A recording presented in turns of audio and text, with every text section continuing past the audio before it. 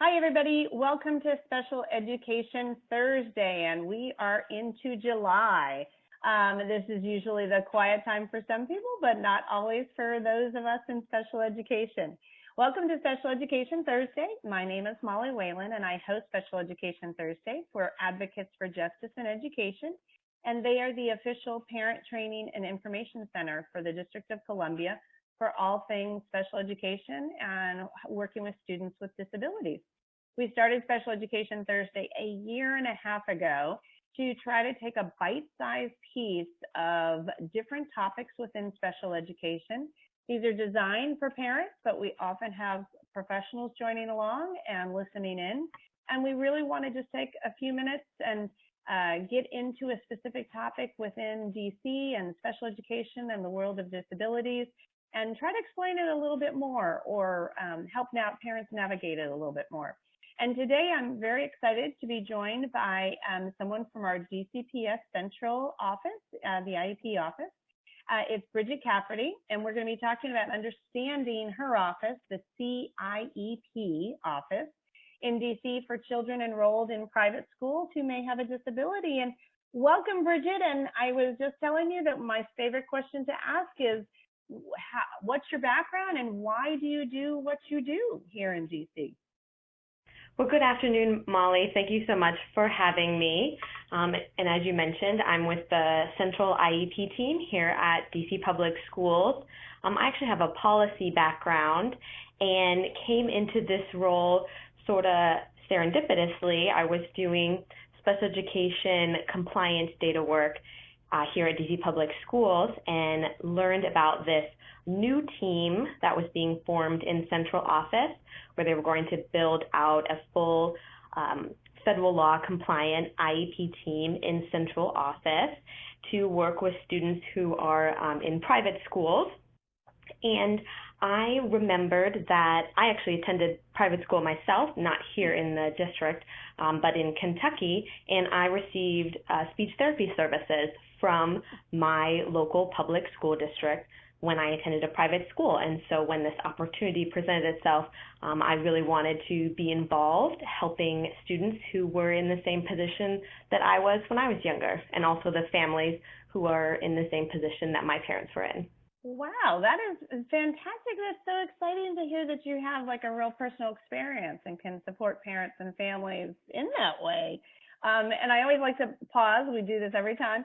As a reminder, an IEP is an individual education program, and it is specifically for students who have disabilities, and it follows them along as long as they need it and talks about goals. And you can learn more about IEPs on some of our other special education webinars. So let's get in, Bridget, to the CIEP office. And this is something I think a lot of parents don't understand because they think you only can get an IEP or special education support within a public school. So in DC, how does the CIEP office work? Sure. So what our office is charged to do is to work with what's called child find.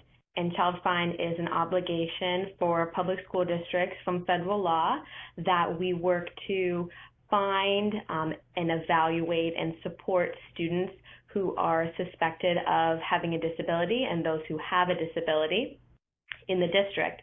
And what's interesting, and as you mentioned, a lot of families aren't aware of, is that child find obligation for DC Public Schools extends beyond the walls of our school buildings. And so that includes students who are parentally placed in private schools, meaning that their parents put them in a private school and that the parents are either paying themselves or maybe scholarships for them to go to a private school. Also for students who are homeschooled in the District of Columbia. And so the Central IEP team works with those families when they suspect that their student may have a disability. We do the same evaluation process for special education that's used in public schools in DC. So the process is almost identical. The eligibility criteria are identical.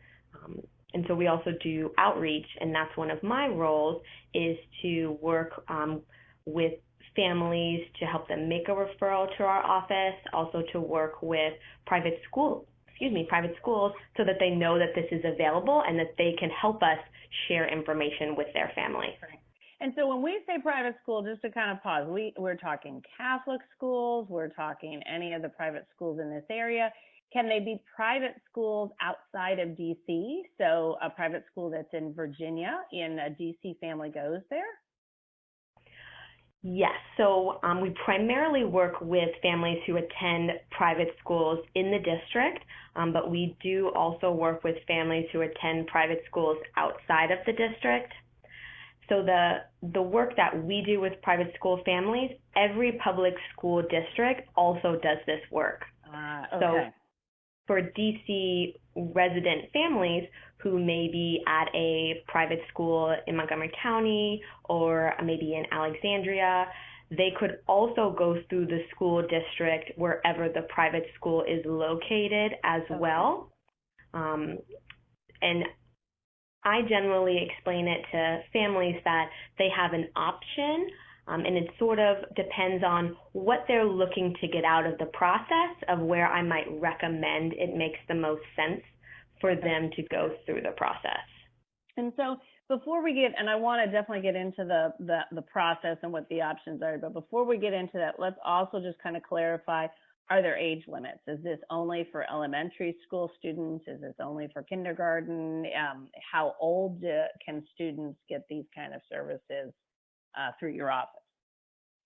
Right, so the age limits are the same age limits for special education in a public school. And so the part of IDEA, the federal law for special education that we're working with, is for students who are 3 years old up until they turn 22 years old. And so we work with students all in that age range. What we do, however, do at DC Public Schools is we separate which teams work with which age groups. And so my team, the Central IEP team, works with students who are primarily school age. So students who are about 5 years, 10 months up through when they turn 22. We partner very closely with DCPS Early Stages, who works with our youngest students, who are from about 2 years, 8 months up until that 5 years, 10 months. So sort of your preschool age, or maybe students who haven't quite started school yet. Okay. Early Stages are really the experts with that age range, and we work primarily with students once they've started elementary school. So let's think about this. So if I have I'm a parent and I have a, let's just go ahead and say 3-year-old who's in a private preschool, and I'm concerned about their development. Maybe they're not talking. Maybe they don't seem to be walking very well. They maybe don't seem to be reading or doing sight words very well. Are you the right office to call because my child is in a private, daycare, or do we go someplace else? So that work would be handled by Early Stages because they specialize in that age range, regardless of where, if the student is in a DC public preschool, whether they're in a private preschool, whether in a daycare, whether they aren't in any sort of formalized program. If they're in that below 5 years, 10 months age range, Early Stages are the experts in that area. However, we work very closely with them, so it's quite often happens that a family reaches out to me and I can support them in getting started with Early Stages, and also vice versa. Great. So we're still okay in calling you. Okay, so what about if I have a child with a learning disability, maybe dyslexia, and isn't reading, and they have been at a Catholic school for years, but we're a DC family. If I want to get, think about supports for, a child with learning disabilities, would I call your office then? Yes, definitely. We work with a lot of families in that situation. And so they're in a private school. Maybe the private school has some supports. Maybe they don't. parents have tried some different things, still having some challenges, and so they could reach out to our office, and what we would do is that initiates a special education referral, and so we go through the exact same evaluation process that would occur at a public school. And so that includes, go ahead. Just real quick, logistically, do you do that in your office at the central office, or do you go to the child's private school to do that? So it can be a combination of the two, and so generally, we'll hold an initial meeting here at central office. We coordinate with the private school, if we have permission from the parents to do so, to have a meeting with our DCPS staff, the parents, and also the private school to talk about how the student is doing, what the areas of concerns are. If the team decides to move forward with assessments, sometimes for ease for the family, those assessments do occur at the student's private school if they have space, things like that. Sometimes if there's not space, then we have the parent bring the student to central office for those assessments. They're, again, the same assessments that would be used by a public school. And then we have a second meeting to review results of the assessments and make a final eligibility determination for the student. And that would just look like a public school doing that in any way. So it sounds like your office really can handle lots of different calls, and whether you guys, coordinate it or you send it off to a different agency, it's kind of okay to call you with, I would imagine a lot of these families are a little bit in a unique situation, or maybe concerned but don't think the child has a disability, or maybe they've gotten a private diagnosis and they're in a private school and trying to figure out what to do. So you guys, you can handle all of those questions and directions? Yes, we get a lot, like you said, a lot of questions from a lot of families who are in different situations, and so we work to, provide what support that we can. Generally, the support is through a special education evaluation. The only time when that wouldn't happen is sometimes we get calls from families who are maybe attending a DC public charter school, and so we would sort of direct that family back to their public charter school, or also to the DC Public Charter School Board has a parent concern line, so we generally put them in that direction. And this is a great time to stop, and many people who've listened to this before is always listening to me explain that DC Public Schools are a local education agency here in DC, and every single charter or group of charters, if they are from like the same charter network, are their own local education agency as well. So they are public schools, just like DCPS, and as under the law, they have to provide all special education services. So thank you. That was a good segue to say, hey, charters are public schools too here, and have to do this work on that form.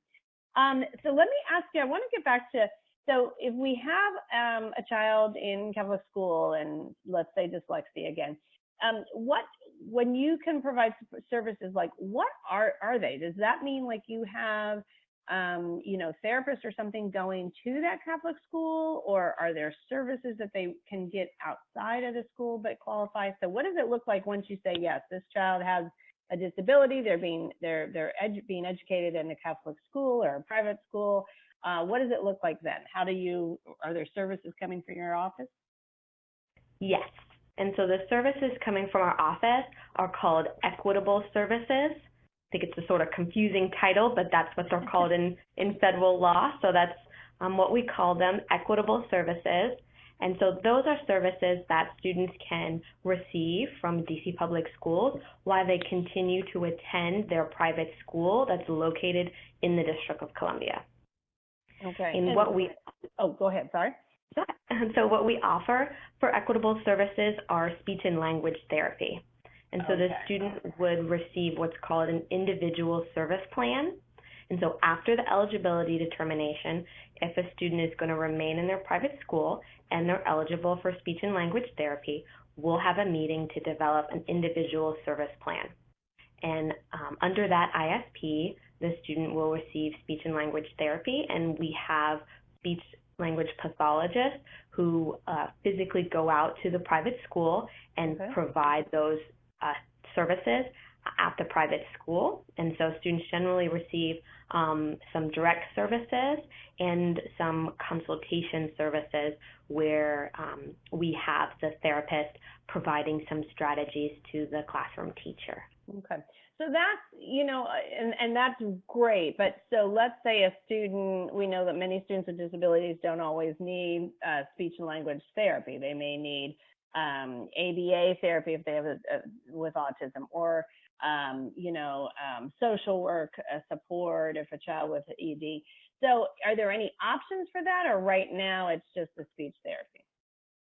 Right now it's just the speech therapy, and so we came to those services through consultation with private school staff representatives and parents, looking at what's called the proportionate share. So federal law designates a proportionate share of DC Public Schools federal IDEA funds for these services. And so through consultation with private school staff and representatives of parents, we talk about basically the budget that we have for these services and the needs that private schools are seeing in their schools, and also what parents feel they're seeing for their students. And several years ago, prior to me being in this role, speech therapy was sort of decided as this is a large need in this area that private schools are not well equipped at this time to support on their own. So a lot of private schools do have some supports for academics. They're able to provide some supports in terms of accommodations and modifications, and we felt that together decided that speech was something where the district could really make a difference, where private schools weren't really able to provide that service. Okay. And then what options do parents have on the homeschooling side? So would you send a speech therapist to their home, or do you have like a central area where homeschooled parents or homeschooled students can come and get services?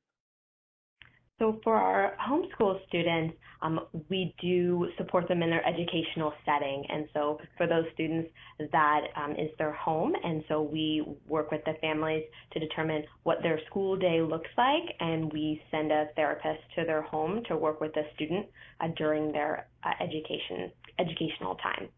Okay. And then I have a question about if, let's say a child is in a private school and the parents decide, we really do need more services and things, and they decide to come back to a DC public school or a charter school. Does your office help with that transition or make any recommendations or anything like that? So we do often support that transition, particularly when a student is coming to a DC public school. And so we support quite a few students in the pre-K age range. And so for many of those students, when it comes time to enroll in kindergarten, they are considering public options.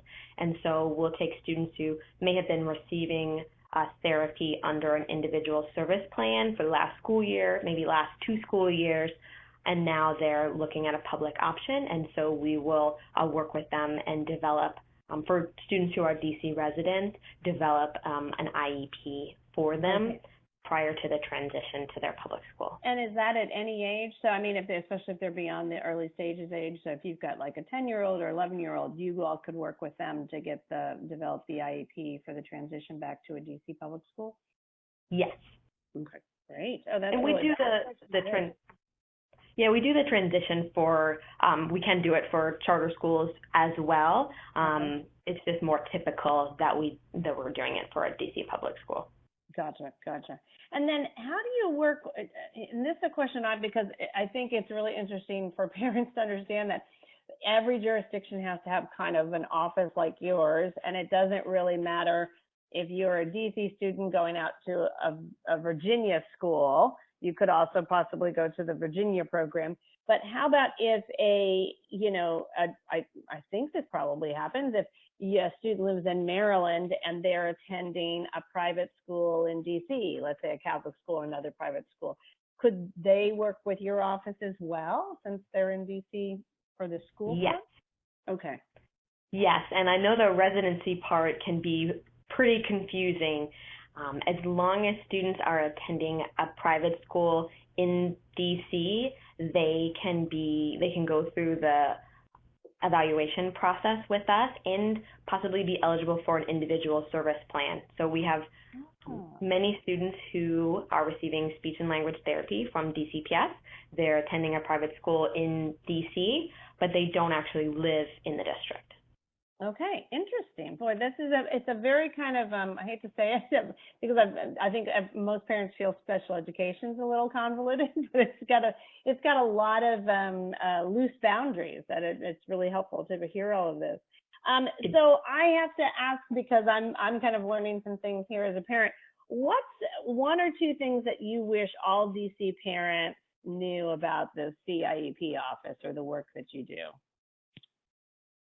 Well, I think the topic that we just covered is something that we, really spend a lot of time making sure that families know, is that even if you're not a district resident, but you are attending a private school in DC, you can have your student evaluated for special education services by DC Public Schools and possibly receive speech therapy if you qualify in that area.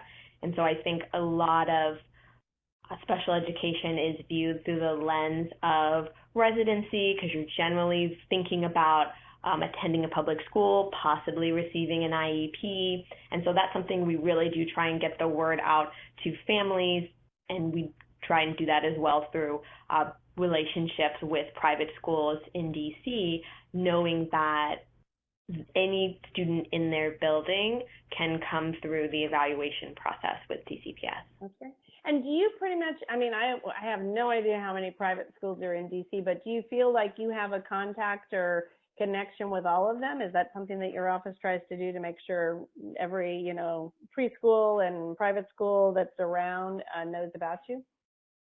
It is something that we try and do, and so since there are so many, we do work very closely with DCPS early stages, and so they take the bulk of the work in terms of the outreach for the preschools, daycares and preschools in DC, as far as getting the word out. And then my team works with elementary, middle, and secondary schools to get the word out. And so myself and one of my colleagues make individual in-person visits to private schools throughout the school year. So we have about 60 schools that we visit every year to make sure that they remember that we're here, and then also checking in on students in their buildings who are receiving services from DCPS. That's fantastic. And then how do you go about getting in touch with homeschool parents, or how do they get in touch? I know they can reach out to the phone, but is there a way to get to them kind of more communication-wise, or? We work with the DC Office of the State Superintendent of Education for that component. They have a homeschool liaison who does the authorization for homeschool students in DC. It's currently Stephanie Thomas, and so I work closely with Stephanie Thomas just to make sure we're touching base a couple of times a year, that she knows that we're here, and so she has directed families to us as well. Oh, terrific. And then I guess the other question is there anything, this is always a great time to, like, if you have meetings coming up or workshops, or if there's anything changing for the future with your office that parents and advocates and professionals should know about coming up for the new school year? Well, coming up for the new school year, our team is going to be following the same changes that all public schools are going to be following in terms of the shortened special education eligibility timeline that went into effect on July 1st. And so our team, because we follow the same process as DC Public Schools, we'll be doing that as well. So parents can expect a shorter turnaround for their special education evaluation process. Even better. And I think you also have, do you have like quarterly meetings? Are parents invited to that, or is that mostly for the private schools to come and connect with you guys? So we do have consultation meetings throughout the school year. It's generally geared a little bit more to private school staff, but parents are welcome to come, and we do invite the parents of students who are receiving services from DCPS to come. So we'll talk about the proportionate share that I mentioned, so some data reporting out on that, as well as the students who are receiving services, some aggregate data on those students, and then we try to have a professional development type component, and so some members of our team, perhaps a psychologist or occupational therapist, may do a presentation, and we've also started collaborating with other DC agencies. So we recently, at our last meeting in May, had the DC Department of Disability Services come and speak about the transition for students, from high school into a career or college. Oh, that's great. Oh, good. So, and parents and anybody else can find that out from you. I know you all have a good web page on the DCPS and can sign up for those things through your office, right? Yes, we don't have our dates set for the upcoming school year yet, but once they're set, we'll have that on the website. Terrific. And so anything, I used to say to, as a parent and everybody who knows, who's listened before, I have two children with autism who are born in the district and have walked the special education path. And every time I would go to a training, you would have these long lists of bibliographies of websites and articles and things. And I always said it was overwhelming. So when we do Special Education Thursday, we always say, is there one or at the most 2 or 3 places that you would recommend a parent to get more information, either a website or a meeting or anything that you'd like to share? I would definitely direct families to our website. I know sometimes it can be confusing with the residency components and then the school components, so we try to lay it out clearly on our website on all the different student situations who can come to us for support, and also directing families to our partner team, DCPS Early Stages. They have, admittedly more than us, a robust availability of professional development trainings that are, of course, available to parents, but also available to private schools.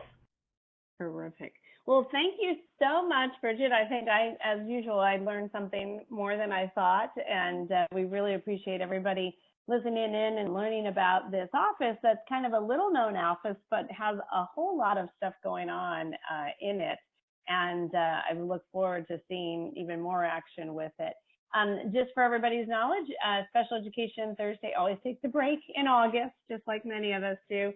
And we'll be back on with our schedule for next year in September. We haven't set the date nor the topic yet, but we will be posting that soon on the AJE website. That's www.aje-dc.org. And remember, if you search on the webinars page on that website, you can see all the recordings of all the Special Education Thursdays we've done, including this one, which will probably be posted by the afternoon. Bridget, thank you so much, and really appreciate you sharing your information with us and all the parents out there. You're welcome. Thanks so much for having me.